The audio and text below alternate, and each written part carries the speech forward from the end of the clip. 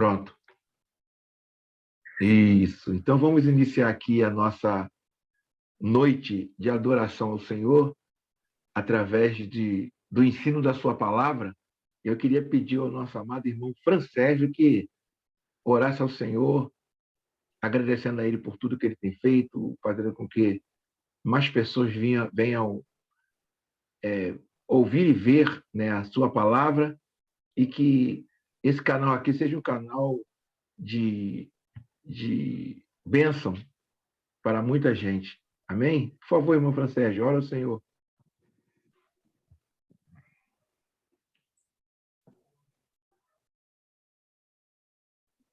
Abre o... Isso. Pode abrir, pode orar. Eterno Deus, bom Pai que habita nos céus, no mais alto do céu, nas luzes inacessíveis. Nesse momento, Senhor, todos nós, reunidos nesta live, inclinamos a Ti o nosso coração para Te dar graças pela Tua bondade, misericórdia, que o Senhor tem tido conosco.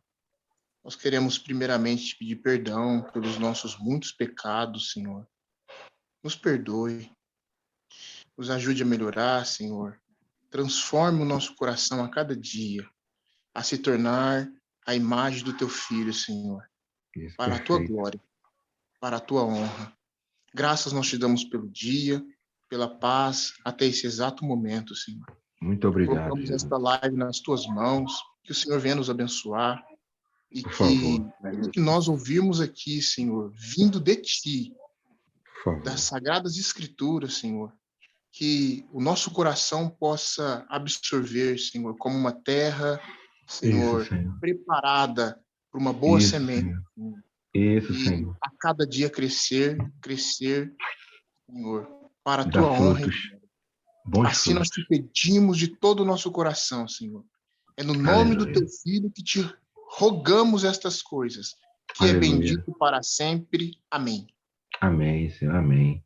Por favor, como vamos seguir como de costume, né? O nosso professor ele vai nos passar as verdades do Senhor e você que está com a caneta aí anota para que no final possamos fazer os questionamentos, as perguntas para aprendermos, né? E ninguém fique preocupado em não fazer perguntas. Todos podem fazer perguntas, tá bom?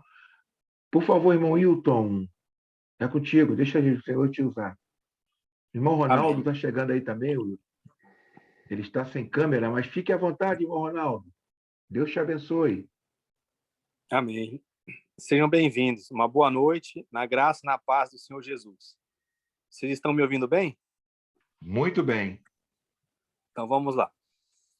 Esse tema foi proposto pela nossa irmã Jacira, essa questão de autoridade espiritual, né? Se de fato nós temos algum tipo de cobertura espiritual, algum tipo de autoridade. Então, como o irmão Isaías falou, a gente vai seguir aquela dinâmica já conhecida. Vou fazer uma breve apresentação do tema. Eu já fiz um material que estarei encaminhando, permitindo o Senhor, lá no grupo após o estudo. E aí depois a gente abre para as considerações dos irmãos. Então, vamos lá. Primeira coisa que a gente tem que ter em mente é a seguinte: o que significa autoridade? Esse é um primeiro ponto, quando a gente vai tratar desse assunto. Porque existe uma definição de autoridade que ela não é a definição que existe na Bíblia de autoridade.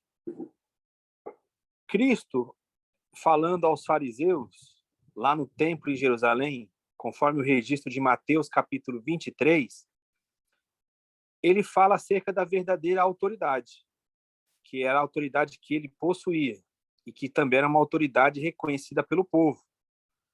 No Sermão do Monte, os irmãos lembram que no finalzinho, lá no final do capítulo 7, as multidões elas estavam admiradas de Jesus e elas diziam que ele ensinava com autoridade. Então aí tem uma chave de leitura para nós no Evangelho segundo Mateus.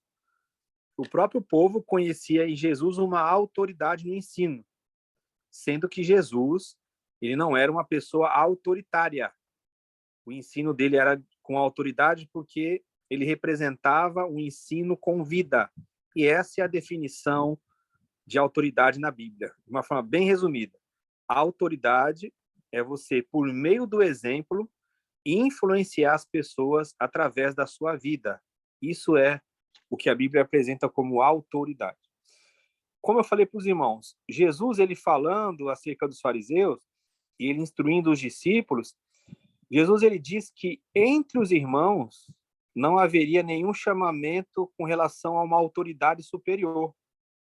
Ele diz que ninguém deve chamar nem outro de pai, nem outro de mestre, e o nosso chamamento deveria ser como irmãos. É claro que Jesus ali não está condenando o ensino, né, de um mestre na igreja, nem você chamar o seu irmão de pai, né, caso ele seja o seu pai mesmo, né? Você pode ter um irmão na igreja que ele é o seu pai biológico. Então, isso não é contra. A própria Bíblia fala para honrar pai e mãe. Esse chamamento é no sentido dessa autoridade espiritual. Você atribuir a uma pessoa aquele posto que ele só é representativo a Cristo.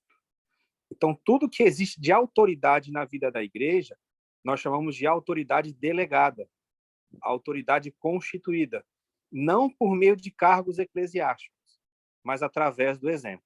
Então, aqui vai o primeiro ponto para os irmãos. Existe na igreja a questão de autoridade? Existe. Só que ela é muito diferente de como as pessoas têm enxergado em nossos dias essa questão de autoridade. As pessoas têm enxergado a autoridade como uma obediência, muitas vezes cega, a alguém que possui uma posição eclesiástica. Então, a pessoa, usando até versículos fora do contexto, ela diz que nós devemos obedecer cegamente uma pessoa e que se ela fizer algo de errado, ela deve prestar contas a Deus e que não é nossa capacidade de julgar. Então, se uma pessoa tem um cargo eclesiástico superior, né, na visão desses irmãos, nós devemos obedecer cegamente, confiando que aquela pessoa é constituída por Deus e que ela vai prestar contas a Deus. Então, nosso papel seria obedecer, mesmo que essa pessoa estivesse fazendo algo que não condiz com a palavra de Deus. Então, assim, esse tipo de ensinamento ele é estranho às Escrituras. Porque, como eu disse, toda autoridade, nesse sentido eclesiástico, vamos chamar assim, na vida da igreja, ele é um tipo de autoridade pelo exemplo. Onde que a gente vê um texto bem claro sobre isso? É a primeira carta de Pedro. Se os irmãos observarem 1 de Pedro, capítulo 5, dos versículos 1 ao 4, você vai ver ali que é um homem, como Pedro, um apóstolo, e ali ele vai se colocar no meio dos irmãos, ele vai dizer que ele é também um presbítero, ele é um ancião junto dos irmãos, não acima, mas entre os irmãos, e esses presbíteros, que são de fato o que a gente pode chamar de autoridade, que tem uma autoridade pelo exemplo, eles não estão também numa posição superior. O texto diz que eles estão entre os irmãos. E aí tem uma palavra muito interessante nessa passagem, que Pedro ele fala que a liderança exercida é uma liderança pelo exemplo. E Pedro ele fala o quê, Wilton? Pedro o quê? Desculpa de Pedro, capítulo 5, do verso 1 ao 4. 1 Pedro 5, 1 ao 4. Ele vai dizer ali que esses irmãos anciãos, mais experientes, mais maduros, eles não devem de usar de domínio sobre o rebanho de Deus. Porque o rebanho é de Deus, então eles não devem agir como dominadores do rebanho, mas eles devem servir de exemplo. Pessoas que não são gananciosas, pessoas de ânimo pronto, né? Não por algo forçado, mas uma pessoa que ela se coloca como essa pessoa madura, essa pessoa que tem a vida, essa pessoa que exige um grau de autoridade na vida dos irmãos. Então, em resumo, no Novo Testamento, né, geralmente esse assunto de autoridade as pessoas levam lá para o conceito de Moisés, de quem se levantou contra Moisés, tudo. Mas quando a gente trata da vida da igreja, a autoridade ela é constituída pela vida. Uma pessoa que ela tem a vida divina operando nela, uma pessoa que é amadurecida em Cristo, ela exerce autoridade, não é autoritarismo. Não é um mandatário como Jesus disse, né, que no mundo eles agem assim, oprimindo, dominando, mas entre nós não. Entre nós, todos nós somos irmãos e nós reconhecemos na vida desses irmãos mais maduros, uma autoridade delegada. Nós reconhecemos neles a unção, a graça, a manifestação do conhecimento de Deus, e a gente se submete em amor, em todas as nossas relações na vida da igreja. Paulo, quando ele fala acerca do derramamento do Espírito, do enchimento contínuo do Espírito na carta aos Efésios, antes de ele tratar do assunto do casamento, que ali é em Efésios capítulo 5, né, do versículo 22 em diante, ele diz que a pessoa que é cheia do Espírito, além de ela falar na comunidade, através de salmos, hinos, cânticos espirituais, de ser uma pessoa que vai ter uma vida de louvor e gratidão a Deus, o último ponto que ele coloca antes de tratar do casamento é que quem é cheio do Espírito, ele vai se submeter. Então, a vida da comunhão da igreja é uma vida de submissão mútua, é um submetendo ao outro, né? Esse é o ponto da questão da autoridade. Por quê? Nós reconhecemos nos irmãos, e não só numa classe especial, mas em todos os irmãos, a graça de Deus, o Espírito Santo, assuntos que nós não dominamos, um outro irmão domina, então a gente reconhece isso. O corpo de Cristo, ele tem Cristo como a cabeça e nós como os membros. Então, cada um aqui é um membro do corpo. Isso é um privilégio muito grande. Mas, além de ser um privilégio e das responsabilidades que isso tem, a própria funcionalidade no corpo de Cristo, ela apresenta um fator restritivo. Isso, infelizmente, é pouco abordado. Mas Paulo, ele trabalha esse tema nas suas epístolas, como, por exemplo, em Romanos capítulo 15. Isso nós chamamos de um espírito coordenado. O que é isso? Se eu sou olho no corpo de Cristo, eu não posso querer ser boca. Se eu sou boca no corpo de Cristo, eu não posso querer ser nariz. Se eu sou nariz no corpo de Cristo, eu não posso querer ser orelha. Então, cada membro tem a sua funcionalidade, e essa funcionalidade, como ela não abrange todas as funcionalidades, ela é uma funcionalidade restritiva também. Então, aonde que eu reconheço a autoridade no corpo? Em função da funcionalidade de cada membro. Então, eu vejo que o Isaías, ele é olho. Então, eu respeito a autoridade no corpo, ele funcionando como olho, eu respeito, porque eu não sou olho. Eu sou boca, por exemplo. Então, a minha funcionalidade não é a mesma do meu irmão. Então, eu respeito ali a autoridade de vida, porque o Senhor o inseriu no corpo com aquela funcionalidade específica. Então, veja os irmãos, é uma coisa muito mais orgânica, funcional, do que uma designação de um cargo eclesiástico. Que as pessoas acham que a autoridade espiritual é obedecer um pastor, um sacerdote, um bispo, seja lá o título que for, em função da designação eclesiástica que aquela pessoa possua.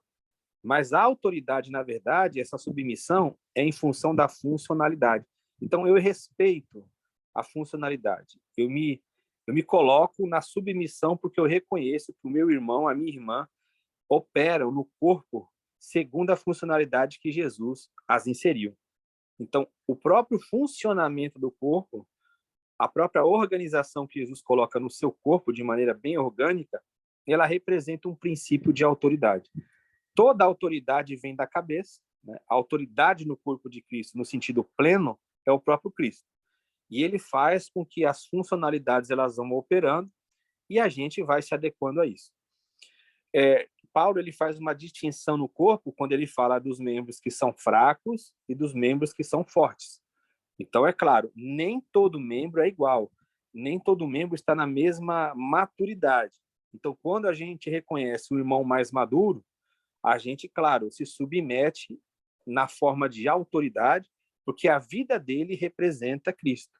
Só que esse irmão mais maduro, como a maturidade não é uma coisa fixa, ele pode vir a cair nisso, ele pode vir a sofrer uma queda e ele precisar aprender com outros irmãos. Então, veja que a maturidade no corpo de Cristo tem que ser uma coisa ascensional, ela tem que ir de um nível para o outro. E não pode ser uma coisa estática, fixa. Eu chegar e falar assim, o irmão Isaías ele já é maduro, então ele pode falar sobre todos os assuntos. Não, o corpo de Cristo não tem isso. O corpo de Cristo ele verifica a maturidade, a funcionalidade operante em cada membro. Então, pode ser que, em um determinado momento, o irmão Isaías, que eu estou aqui citando como exemplo, ele possa ser um referencial para nós num determinado tema do corpo de Cristo. E num outro momento, ele precisar de ajuda exatamente nesse tema.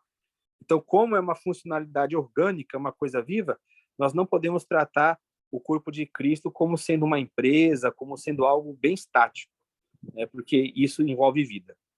Você pode ver, por exemplo, que quando Paulo ele começou a sua jornada, ele teve uma conversão e já tinha muitos irmãos que já caminhavam há algum tempo com Cristo. Mas conforme a maturidade dele foi sendo estabelecida, ele vai se tornar alguém que vai ensinar os irmãos. Então você vê que ele passou de um ponto que ele era ensinável para um ponto que ele ensinava, né? E ele sempre mantinha essa questão da comunhão, sempre dependia das orações dos irmãos.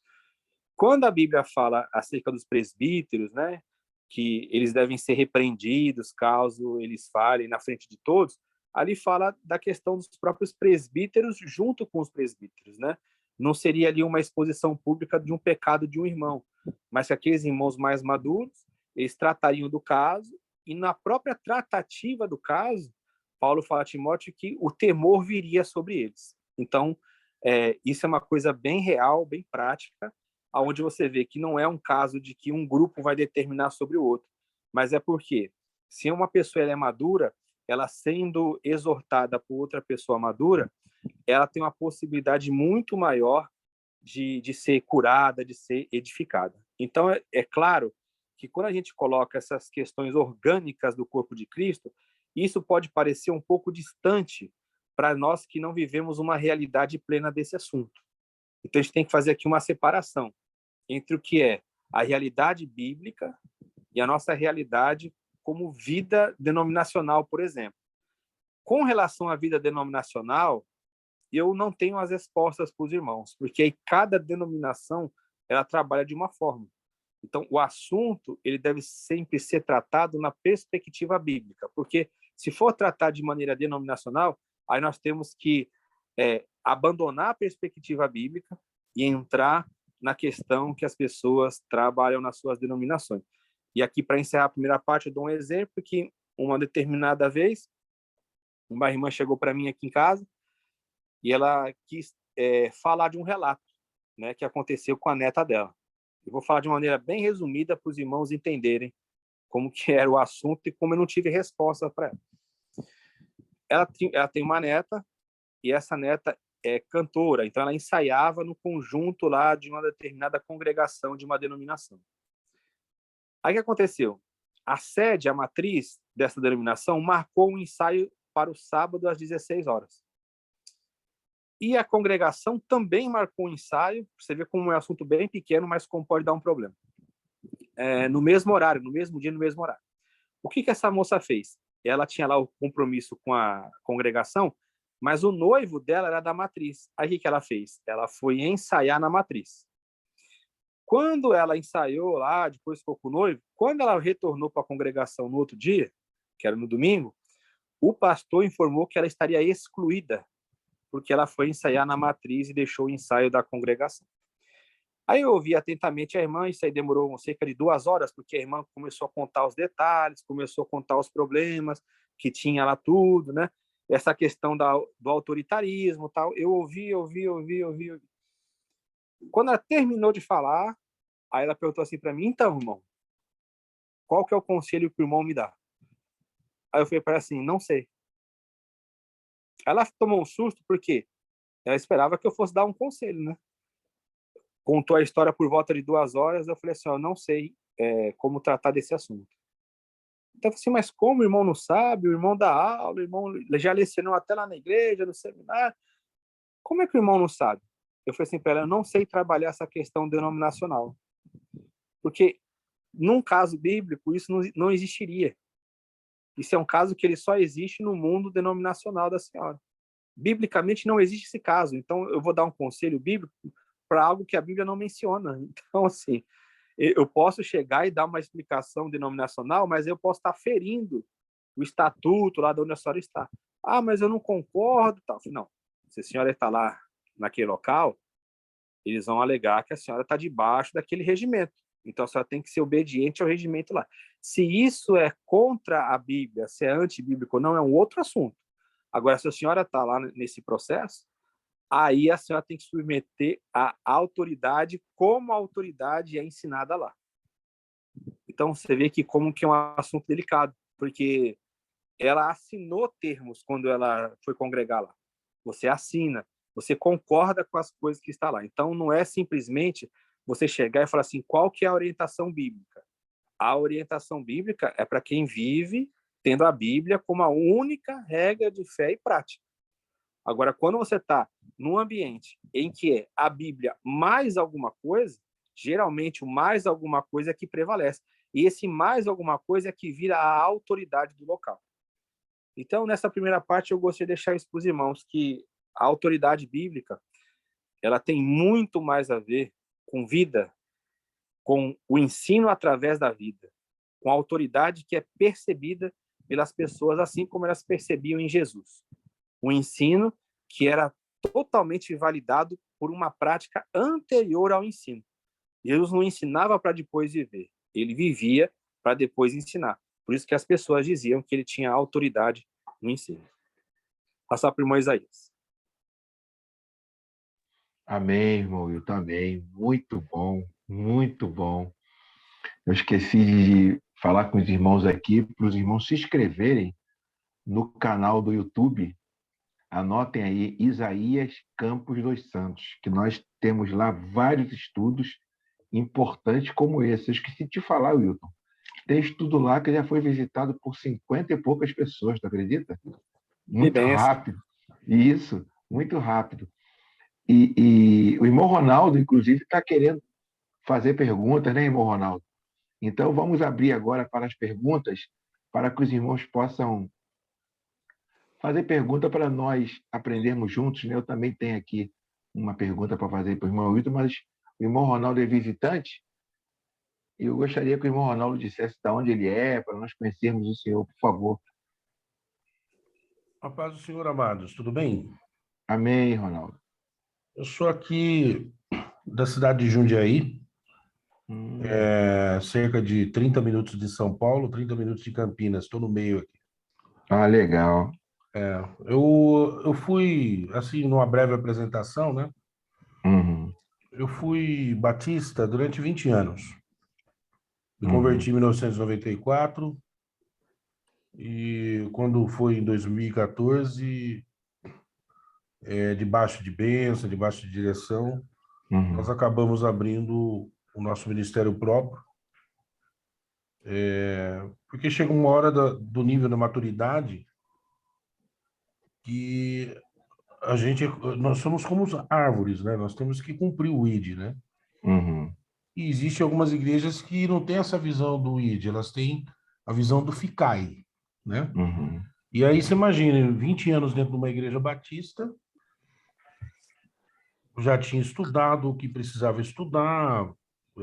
Lógico, a gente tem muita coisa para aprender ainda, mas assim, chegamos num nível de maturidade. Então eu tinha que ir embora, eu tinha que sair. Aí saímos da igreja batista, abrimos uma igreja batista e falando na questão de autoridade eclesiástica, as coisas é um negócio interessante, né? Porque assim, a Convenção Batista hoje, assim como as igrejas Assembleias de Deus, elas não têm uma visão neopentecostal. Elas têm uma visão tradicional da Bíblia, né?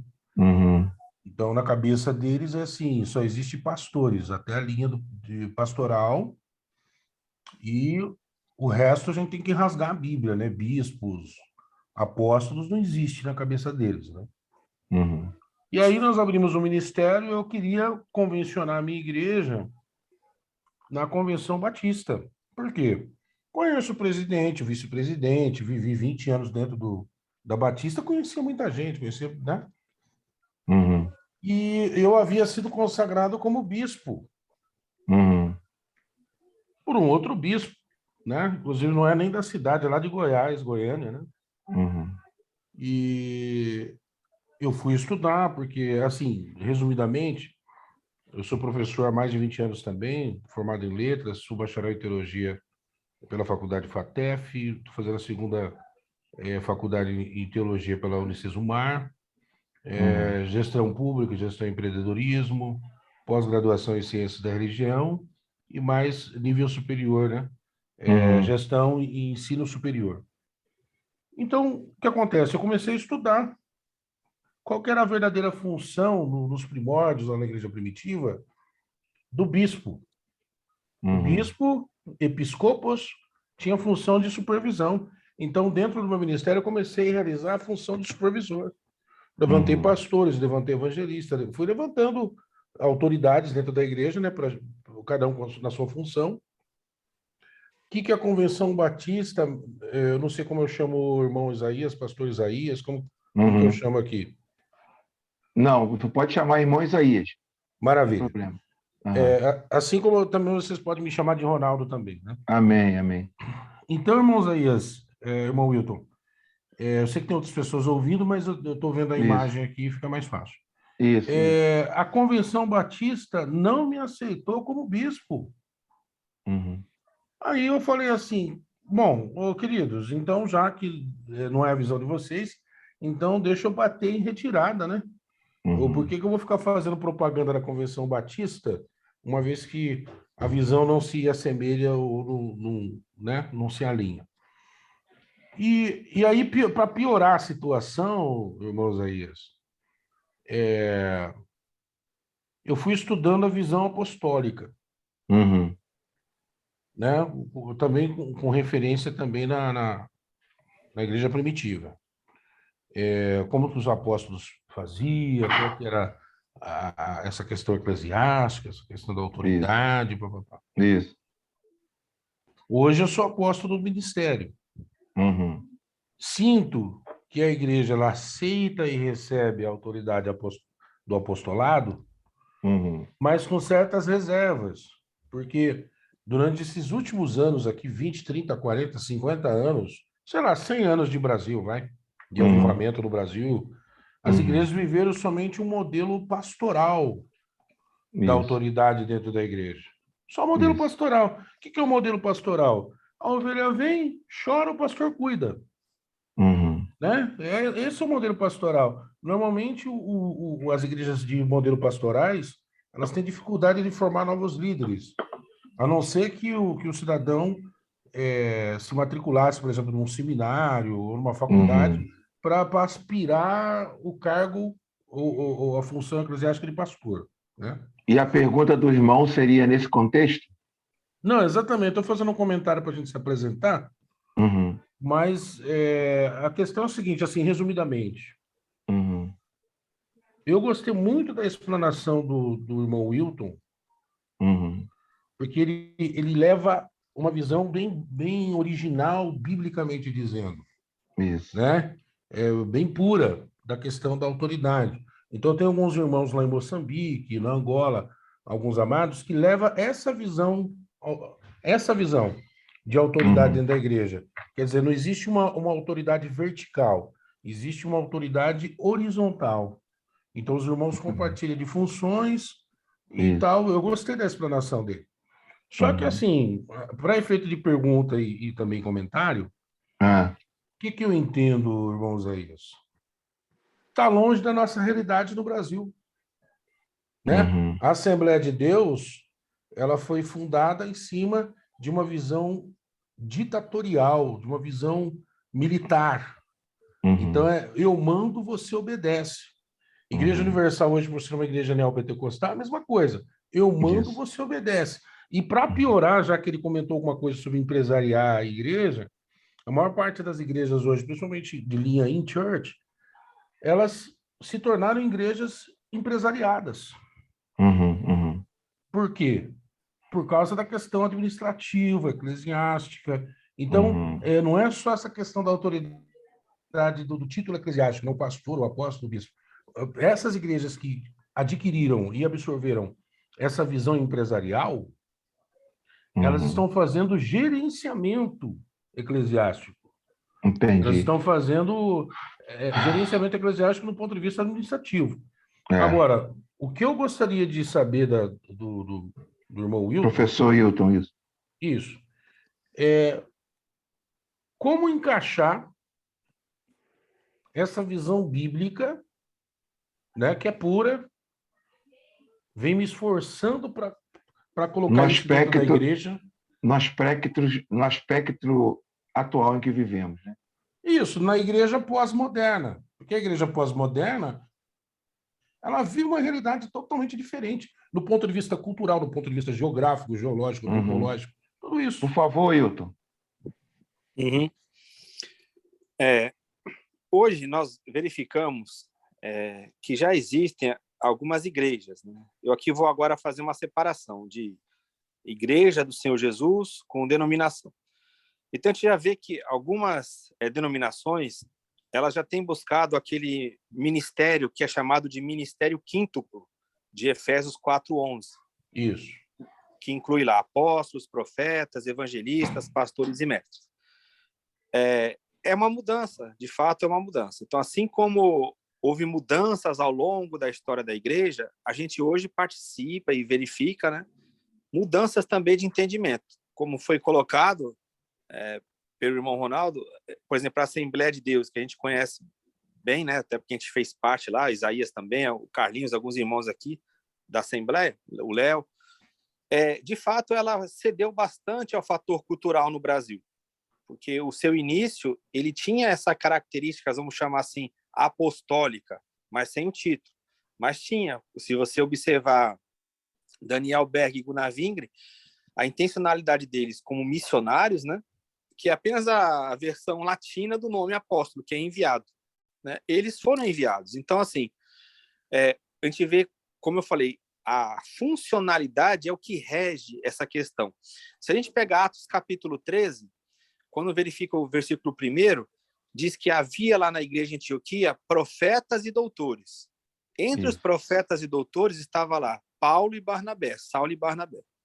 Então você vê que Saulo ali e Barnabé não eram chamados ainda de apóstolos, porque a funcionalidade não estava em ação. Nesse mesmo capítulo 13, a partir do verso 4, eles são enviados pela igreja.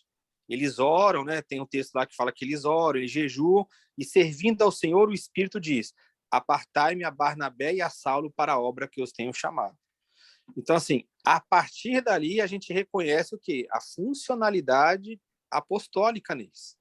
Por isso que outras pessoas vão ser chamadas de apóstolos, até de apóstola na Bíblia, né? Com exceção daquele colégio apostólico dos 12, né? Lá em Jerusalém. Então, assim, o que a gente verifica? Que existem esses movimentos que eles estão... eu não gosto de usar esse termo que eu vou usar, mas eu vou usar aqui a linguagem que eles falam, né? Que eles estão, assim, retornando ao princípio apostólico inicial da igreja.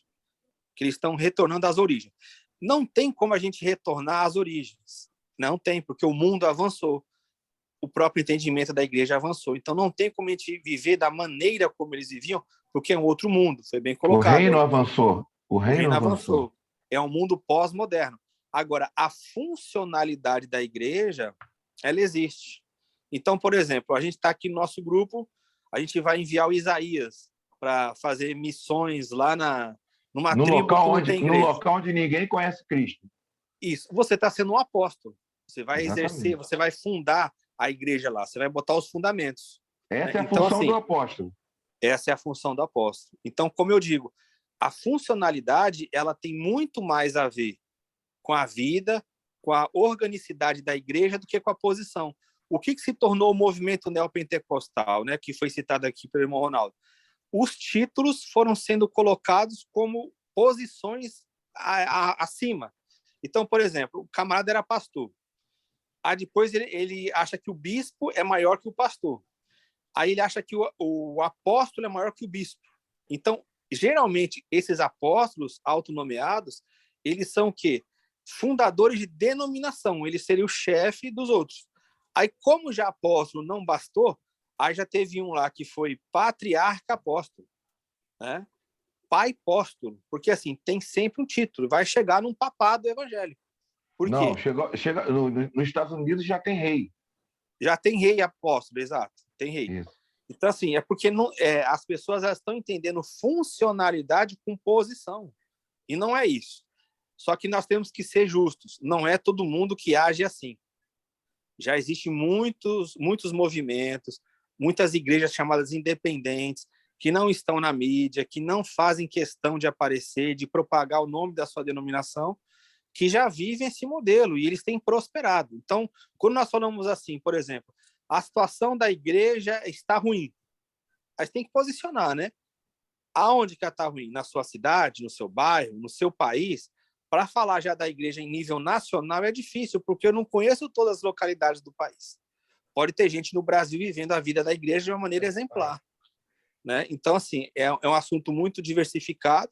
O que a gente pode falar da nossa experiência local, que até a Bíblia trata dessa forma. Ela fala da igreja num todo, mas no Apocalipse, as 7 cartas que são enviadas às igrejas, né? Cada uma é uma localidade. Então, assim, cada localidade tinha uma situação. Eram localidades próximas, 7 próximas, mas cada uma delas tinha uma situação diferente. Então, por isso que eu falo, é complicado falar em nível geral. Quem é hoje que pode falar em nível mundial? Como é que está a história da igreja? Eu não sei nem onde tem igreja estabelecida. Tem missionário que ele vai levar o evangelho em alguns países, em algumas localidades, que ele acha que ele vai fundar a igreja. Quando ele chega lá, já existe igreja, mas que não era do conhecimento do povo. Então, assim, é um assunto muito amplo, né? Muito dinâmico para nós falarmos de uma situação geral. Professor Wilton. E olha, hein, irmão Ronaldo? Oi.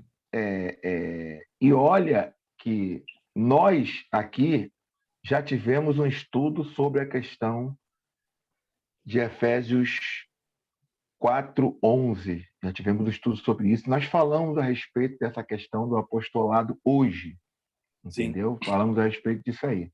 E foi muito bom. Não sei se está gravado lá no canal, para o irmão depois dar uma olhada. Essa resposta do irmão Wilton, dentro do contexto que nós estamos falando aqui hoje, né, da cobertura espiritual, eu queria fazer uma perguntinha ao irmão Wilton a respeito da cobertura espiritual, né, que é muito difundida nas igrejas. É isso? Eu tenho que ter a cobertura de alguém vai ter que me consagrar a isso. Se eu sair... todo esse cabresto que é colocado como uma coisa espiritual. No contexto que nós vivemos hoje, como o irmão Ronaldo colocou muito bem, é bíblico uma ovelha, como nós costumamos dizer, né? A ovelha nós aprendemos aqui que não há diferenciação no reino de Deus. Há funcionalidade dentro do reino de Deus. Eu, na comunidade que eu vivo, irmão, eu sinto uma certa dificuldade em viver isso, mas eu sempre vivo isso. Eu sempre digo para o ministro de louvor que eu não tenho que ficar apertando ele, eu tenho que glorificar Deus pelo dom que ele tem no louvor. Não é? O que ele faz, eu não faço. O que ele faz, eu não faço. Então, o que eu ia pedir, irmão Wilton? Para o irmão Wilton me respondesse, por favor. Logo após, já tem pergunta aí no chat, inclusive, do irmão Estevão, o irmão Ronaldo também deve fazer outra pergunta. Qual a pergunta que eu faria para o irmão Wilton?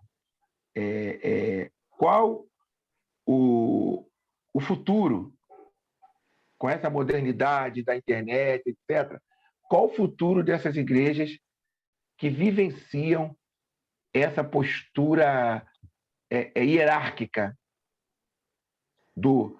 como o irmão Wilton falou, o chefe da denominação, ele não precisa de aconselhamento. Ele é um super-homem que não tem problema, ele resolve o problema de todo mundo. Ele ora por todo mundo. Ele é o super-homem. Ele não tem problema com a esposa, ele não tem dor de barriga, ele não tem nada disso. Ele sabe tudo. O irmão Wilton vê? Como o irmão Wilton vê o futuro desse tipo de postura na igreja evangélica, vou colocar brasileira? Sim. É um futuro fadado ao fracasso, né? Esse modelo hierárquico, como você colocou, ele já não apresenta vida. Ele já não apresenta vida. Ele tem um desenvolvimento para manutenção da própria estrutura, mas vida já não tem. Mas tem 3 cultos, Will. Tem culto. Eu estou fazendo a pergunta para que os irmãos aprendam juntos. Eu já sei a questão, mas aí eu vou fazer uma provocação. Mas tem culto de 4 às 5, lotado, tem culto de 5 às 6, lotado, e tem 5 às 6, 5 às 5, de 4 às 6, e tem culto de 6 às 8, e tem culto de 8 às 10, lotado, irmão Will. Tem DVD. E aí? Se a gente for considerar por número de membros, de número de pessoas assistentes das reuniões, como sendo algo que é abençoado por Deus, a gente vai dizer que o islamismo é a religião oficial de Deus, porque é a religião que mais cresce no mundo. Por que essas igrejas elas vão tocando o processo dessa forma, com vários tipos de reunião? Porque elas já veem que essas questões de congregações ela já não funciona mais. Isso aí é uma coisa maquiada, Isaías. Por que ela tem que congregar ali nela várias reuniões e encher? Porque aquele modelo, lembra que você abria várias congregações, ele já não funciona mais. Por quê? A assistência é pequena e os locais são caros. Você tem que pagar aluguel, você tem que pagar água, luz, você tem que pagar tudo. Então, o que acontece? Você vai deixando essas congregações pequenas de lado, que isso que deu esse aumento grande. Você via que essas denominações, como, por exemplo, a Assembleia de Deus, qual foi o sucesso dela? O pessoal dizia, você vai numa cidade, você passa ali, tem uma Assembleia de Deus. Então, o que acontecia? Nos morros. E chegava em todo local. A pós-modernidade, ela já não se valoriza mais, ela não busca mais o interesse por edifícios, por locais. Como você falou, com a modernidade, com a área tecnológica, essa ida aos locais ela não é mais obrigatória. Ela já perdeu espaço. Esses ambientes, eles congregam essas pessoas porque eles usam a mídia ainda, eles têm a força da mídia, eles conseguem fazer esses apelos. Mas é uma sistemática que você vê que ela não tem vida em si mesma. E o fluxo é muito grande. Se você observar as pesquisas, infelizmente, por causa de dotação orçamentária, o censo religioso, né, o censo nacional foi restringido esse ano, mas sairia um censo. No censo você vai verificar a mesma coisa que você verificou no censo passado, que era o quê? O trânsito religioso. O camarada ele fala que ele é evangélico, mas ele muda de denominação a cada ano. Isso. Né? Isso. Então você vê que não... esses ambientes eles são assim. Hoje tem um lá que está bombando em culto. Aí daqui a pouco chega um com a novidade, uma forma de reunião diferente. Aquele pessoal do trânsito religioso, ele não se satisfaz mais, porque ele é um consumidor. Então, ele vai para um outro nível. E essas igrejas vão perdendo o quê? A essência, as características dela. Aquelas que mantêm a sua característica no tradicionalismo, elas já estão morrendo. Elas estão com membros cada vez mais os mesmos. Ele só reproduz familiares de membros. Não tem novidade, porque não consegue mais atingir. Essa juventude, essa geração nova, ela não se apega mais a nomes. Né? Você tinha apego a nomes de clube de futebol, a marca de refrigerante, a marca de roupa. Isso era o pessoal do passado. A pessoa estava lá sofrendo, mas ela falava assim, eu estou há 50 anos na Assembleia de Deus, eu estou há 50 anos na Igreja Batista, eu estou há 50... Isso é até no emprego. Você via a pessoa lá, o que ela fazia? Entrava e depois ela saía só depois que ela pegasse a aposentadoria. Hoje, não. Hoje, meu avô era daqui. Meu avô era daqui. Meu bisavô era daqui. Exato. Você vê que hoje, o que acontece? Isso perdeu até valor na empresa. Se você ficar 10 anos numa empresa, a pessoa fala que você é acomodado. O grande salto dessas igrejas denominacionais no Brasil, principalmente no movimento pentecostal e neopentecostal, o que acontecia? O que tinha força, Isaías e irmãos? Era a figura do líder forte. Todas essas igrejas, elas tinham, na sua origem, um líder forte, excetuando-se a Assembleia de Deus, que eu falei para você, a Assembleia de Deus e a congregação, que é o chamado movimento pentecostal clássico, eram igrejas que surgiram e foram atingindo as camadas mais pobres. muito mais a Assembleia. A congregação ainda parou um pouco, a Assembleia avançou, mas se você perguntasse antes do centenário quem eram os fundadores da Assembleia de Deus, pouquíssima gente sabia, até mesmo dentro da denominação, que era Daniel Berg e Gunnar Vingre, poucas pessoas sabiam. Depois do centenário, uma divulgação, até passou na televisão, TV Globo, teve a festa lá em Belém do Pará, nomearam ruas lá com o nome deles, então isso aí trouxe, através também de revistas, né, uma maior descoberta desse assunto.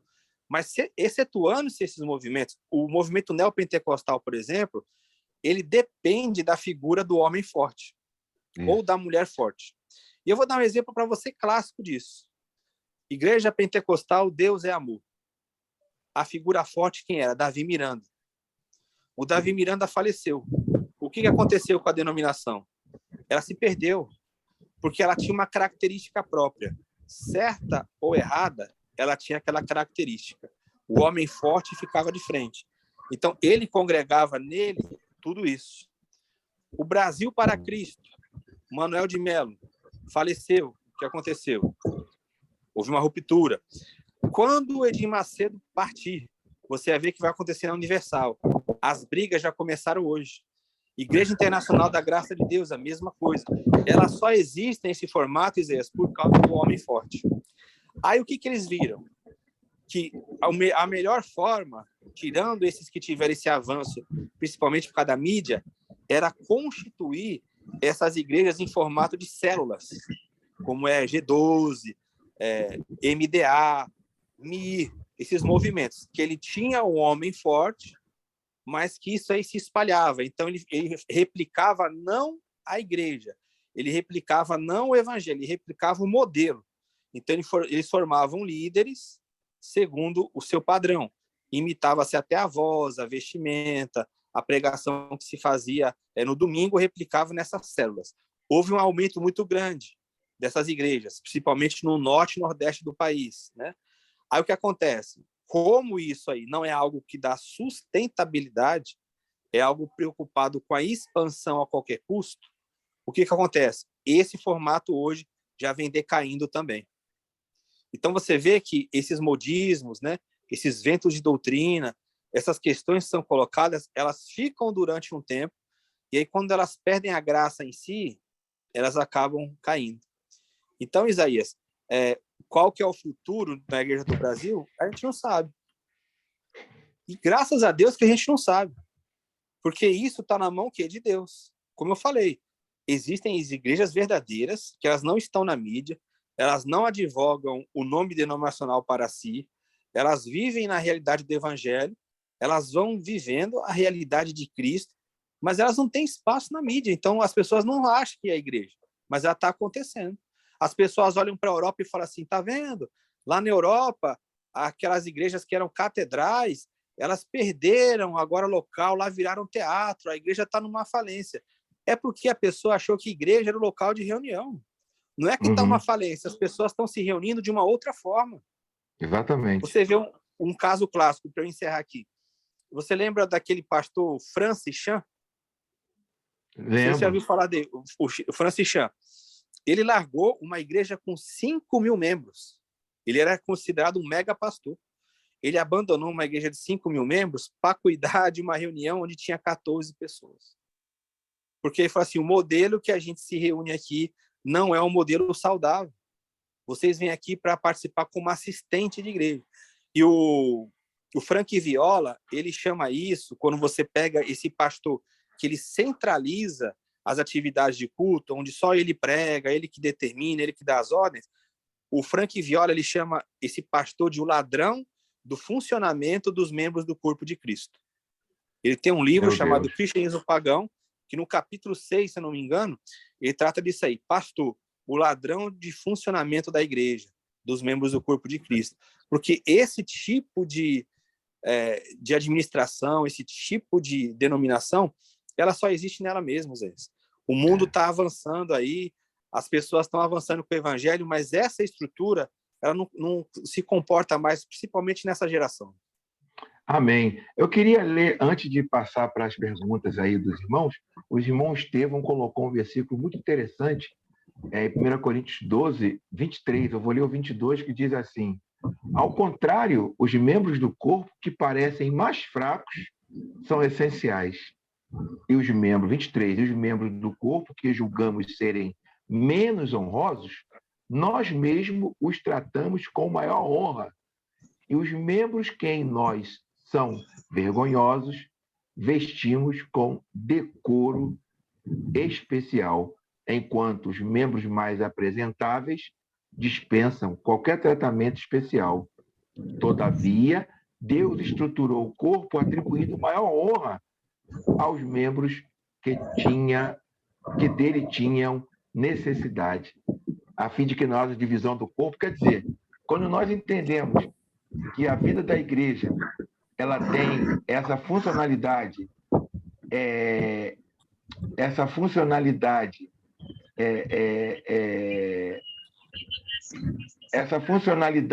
como corpo, dá para nós termos uma visão mais real do que está acontecendo.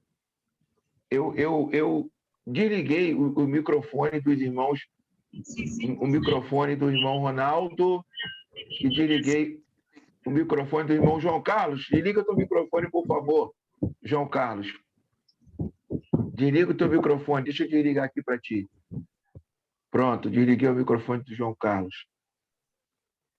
Vamos lá. Antes de mais perguntas, eu queria agradecer aos amados irmãos e falar algo importante aqui nessa noite, rápido, a respeito da nossa contribuição que nós, toda quinta-feira, abençoamos aqui a vida do nosso professor Wilton Chini, né?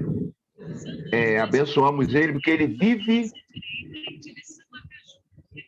ele vive da pregação do Evangelho, o irmão Wilton, do ensino do Evangelho. Então, cadê? Abriu aí, ô João? Fecha o teu áudio, por favor, João. Fecha o teu áudio. O número do Pix. Isso aí? Oi? Tá dando para ouvir? Estou ouvindo. Fecha teu som aí, por favor. É que eu estou... Tá dando para ouvir mesmo? Estou ouvindo. Eu estou no Uber para pegar o ônibus. Estou indo para onde eu pego o ônibus. Mas aí eu ouvi, não ouvi toda a fala do Wilson, porque eu estou no carro. Mas a minha pergunta, o meu questionamento é no sentido de que, com essa pandemia, o modelo de igreja presencial praticamente ficou fora daquele padrão de quarta-feira, domingo ou quinta-feira. Então, as pessoas estão mais em casa e se adaptaram a esse tipo de igreja caseira. Esse modelo de igreja cheia vai perdurar ou permanece, então, a questão da igreja pela internet? Vamos lá, Wilton. Por favor, Wilton. Uma situação excepcional. O sinal, sem dúvida, sem dúvida. Por favor, Wilton. É uma pergunta muito interessante essa pergunta. Por quê? Essa mudança mundial que o coronavírus causou, né, foi uma mudança acelerada. Essa mudança, irmão João Carlos, ela era esperada não somente na questão, vou apelidar de questão eclesiástica, mas era esperada no mundo, essa mudança para o home office, para essa questão de se voltar para as casas em função da tecnologia. Os homens que fazem o estudo e que previam isso, como o Ricardo Sendler, que é um brasileiro, foi eleito o maior gestor, uma época, né, da SEMCO, isso era previsto para acontecer de 2. Mas aí a questão financeira também fica prejudicada, né? Porque... Peraí, João. Peraí, João, que congelou o professor. Espera um pouquinho. Tá. Espera um pouquinho que congelou ele. Ele vai entrar de novo. Ele vai entrar de novo. Espera um pouquinho que ele saiu. Enquanto ele não volta, eu vou dar o número do Pix dele. Enquanto ele não volta, o Wilton, eu vou dar o número do Pix dele para ele responder. Voltou, né? Voltou, Wilton? Pode responder, por favor. Então, como eu estava dizendo para os irmãos, Sim. estava previsto que isso aconteceria em 2030 a 2032. A pandemia, ela acelerou isso. Então, assim, essa modalidade já era prevista. A pandemia só antecipou. Então, assim, é um novo mundo, é um novo normal, que a gente já assim, não tem como mais retornar, irmão João. Isso aí já... O pessoal viu que essas estruturas, elas não foram necessárias, que essas estruturas tinham falhas terríveis, pessoas ficaram desamparadas, não tiveram apoio, só se preocuparam com a questão de dízimos e ofertas dela. Para pagar o aluguel do local. E o que acontece agora? Houve uma mudança e as igrejas vão ter que se adaptar a isso, sem sombra de dúvida. Amém. Amém. Entendeu, João?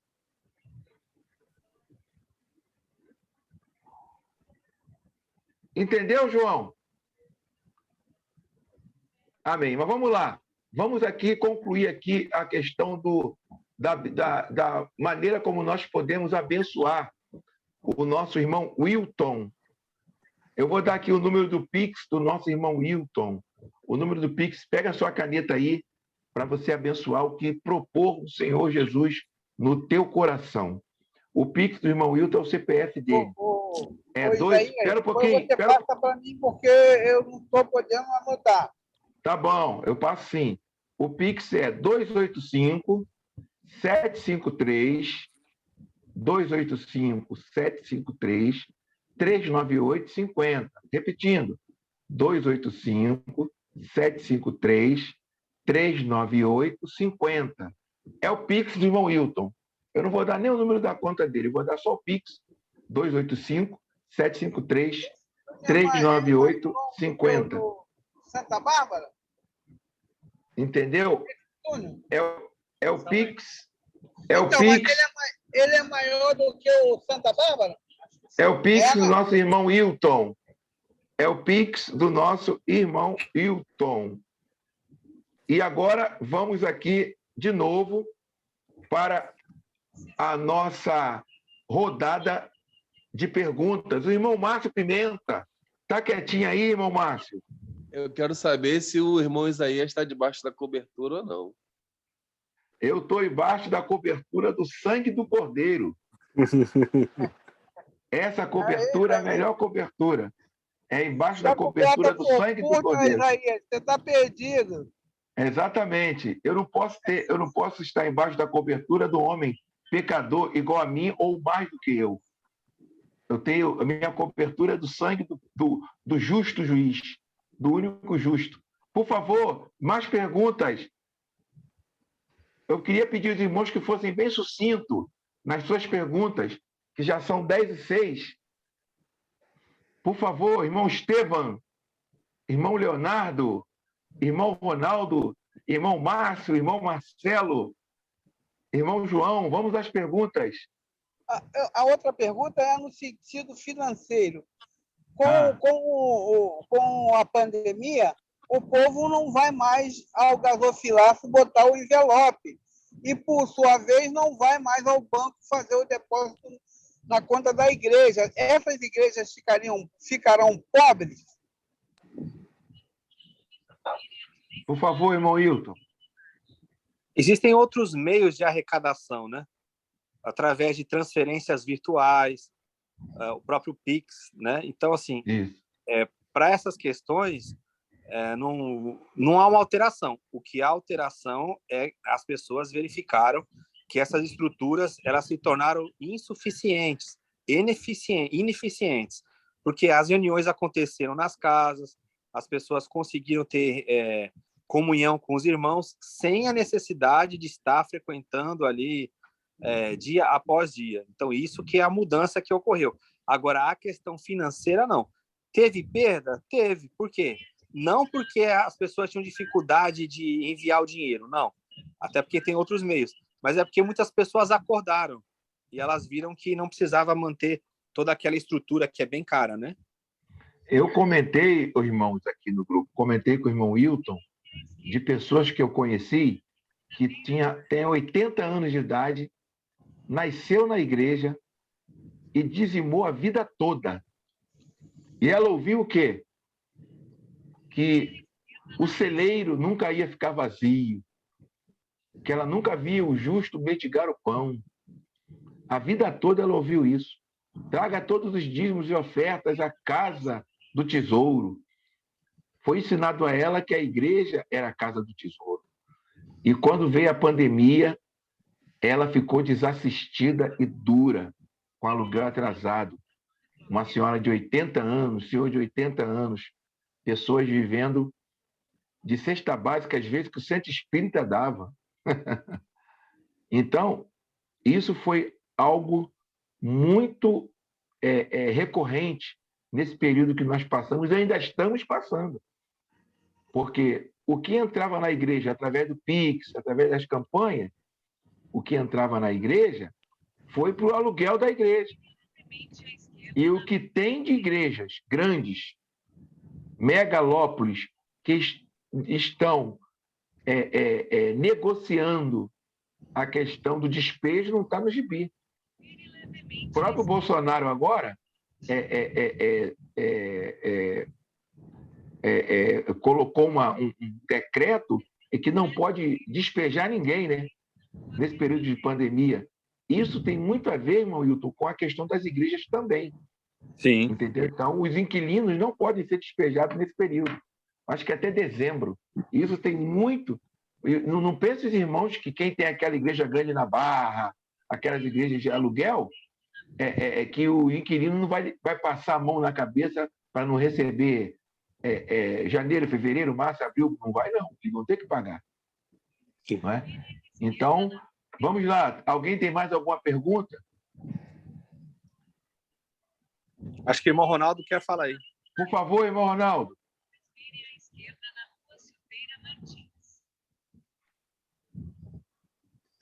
Amados, o seguinte, eu tinha até um comentário para fazer sobre esse negócio de cobertura aí, baseado lá em Mateus capítulo 28, mas assim, eu percebi que vocês têm um outro entendimento, então eu prefiro não comentar. Não, mas por favor, irmão Ronaldo.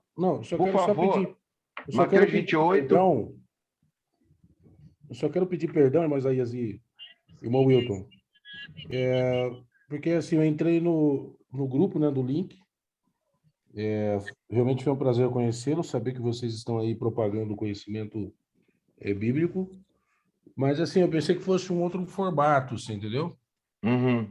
Pensei que fosse um formato mais de bate-papo do que de mentoria. Uhum. Né? Porque assim, a gente também tem muita coisa para falar também, eu sou escritor e tal, entendeu? Isso. Então assim, eu percebi que vocês dão uma monopolizada aí na questão da conversa, né? Então aí, de certa forma, a gente deixa de ouvir o contraditório, entendeu? Uhum. Então, assim, eu peço perdão, entrei no grupo... Mas, irmão Ronaldo, desculpa te cortar. Mas o assunto que nós estamos tratando é um assunto interessante, que seria a cobertura espiritual.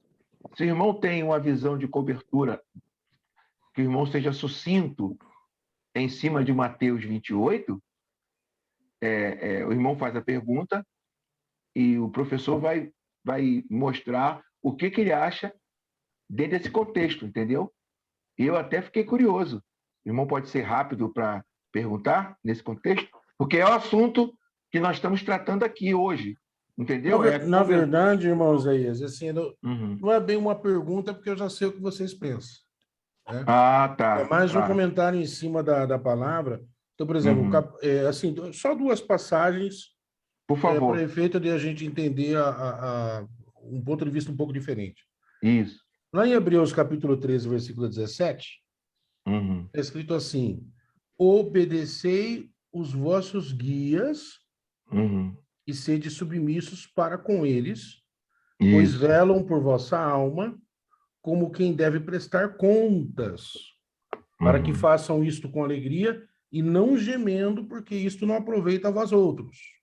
Uhum. Então tá lá, Hebreus capítulo 13, versículo 17. 17.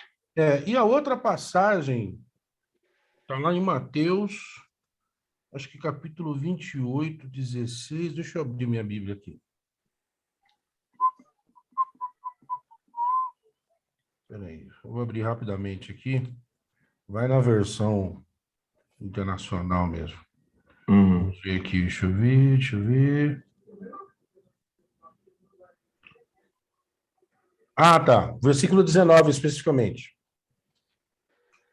Jesus fala no 18 que foi dada toda a autoridade no céu e na terra, e no 19 ele fala assim, portanto, eu não sei qual é a tradução de vocês, mas eu vou ler na minha aqui, tá? Vão e façam discípulos de todas as nações, batizando-os em nome do Pai, do Filho e do Espírito Santo, ensinando-os a obedecer a tudo o que eu lhes ordenei, e eu estarei sempre com vocês até o fim dos tempos. Assim, eu sempre tive um pé atrás em relação a essa questão da cobertura. Mas eu sempre tive um entendimento claro e transparente no que diz respeito ao discipulado. Ah, tá. Tá? Então, por exemplo, eu sei que nós aqui no Brasil, né, os brasileiros eles têm muita dificuldade de entender esse conceito de discipulado. É mais fácil o asiático, o coreano, o chinês, o tailandês. Até mesmo os africanos entendem perfeitamente o que é discipulado. Então, assim, todo discipulado, eles têm um mestre. Isso não quer dizer que o mestre é maior que eles. Pelo contrário. Mais experiência, que tem algo a ensinar. E aqui na igreja brasileira, eu estou dizendo até por mim, que a gente tem uma certa dificuldade de ampliar essa visão do discipulado cumprindo o capítulo 28, 19 de Mateus e Hebreus, que eu acabei de citar para vocês. Né? Entendi. Então, você percebe que tem líderes que acham que entende, que não quer se submeter à autoridade, entre aspas, do discipulado daquele que está ali à frente da igreja, e aí não acompanha a mesma visão, aí não segue o mesmo caminho, não vai para a mesma direção. Né? Eu gostaria de ouvir um comentário a respeito do professor Wilton, a respeito dessa questão. Entendo perfeitamente que a cobertura espiritual ela não é bíblica, né? Ela não tem um versículo claro que fala sobre isso. Mas em relação ao discipulado, o ensino, está bem claro na Bíblia, né? Isso. Por favor, irmão Hilton. A gente já teve um estudo aqui acerca das terminologias, né? O que eu vou fazer? Depois do estudo, eu vou encaminhar esse material que ele chama assim, quem é a tua cobertura espiritual? E ali ele aborda esses textos, como Hebreus, capítulo 13, que trata do verso 7 e do 17, 1 Tessalonicenses, capítulo 5, que usa a palavra presidir. Então, tudo trata-se de uma questão de tradução. Então, o ideal é nós conhecermos a palavra no seu contexto original, que no caso aí das passagens citadas no Novo Testamento é da língua grega. Então, a tradução, ela leva mesmo, às vezes, a uma incompreensão do texto, né? Porque quando você ouve uma palavra assim, obedecei, ela tem o sentido de obediência mesmo, né? Só que a tradução mais correta não seria obedecer aos pastores. Ela vem no contexto de imitar a fé, né? O que o texto ali fala é para que a gente imite a fé dessas pessoas. Com relação ao discipulado, os textos de discipulado eles são bem claros. Nós devemos formar discípulos de Cristo e não discípulos nossos. Né? Paulo até fala sobre isso em Atos capítulo 20, que ele diz que depois da partida dele, se introduziria no meio do rebanho lobos cruéis que não poupariam o rebanho e também dentre eles se levantariam homens, né, que atrairiam os discípulos após si. Ou seja, eles procurariam fazer discípulos deles para mesmos. Para eles próprios, e não discípulos de Cristo. Então, todo o objetivo de Paulo era fazer com que as pessoas fossem semelhantes a Cristo. Se nós pegarmos o texto de Colossenses 1:28, Paulo ele fala que ele emprega todos os meios e de todas as formas para que encontre todo homem maduro, perfeito em Cristo. E os dons que são citados em Efésios 4:11, se nós olharmos bem direitinho ali a passagem, que é apóstolos, profetas, evangelistas, pastores e mestres, eles são dons temporais na igreja, eles não são dons definitivos. A funcionalidade, ela tem um até.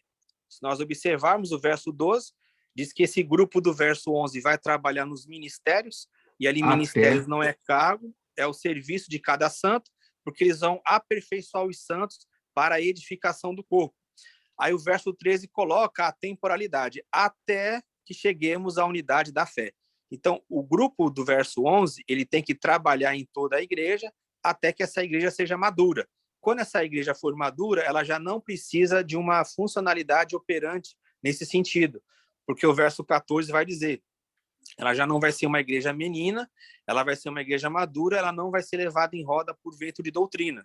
E aí o verso 15 e 16 fala que a edificação, então, vai ser por meio de todas as pessoas, do bom funcionamento, bem ajustado, de toda junta, de toda ligadura, que provém o aumento de Deus em amor. Então, mesmo havendo essa funcionalidade no verso 11, ela é uma funcionalidade temporária.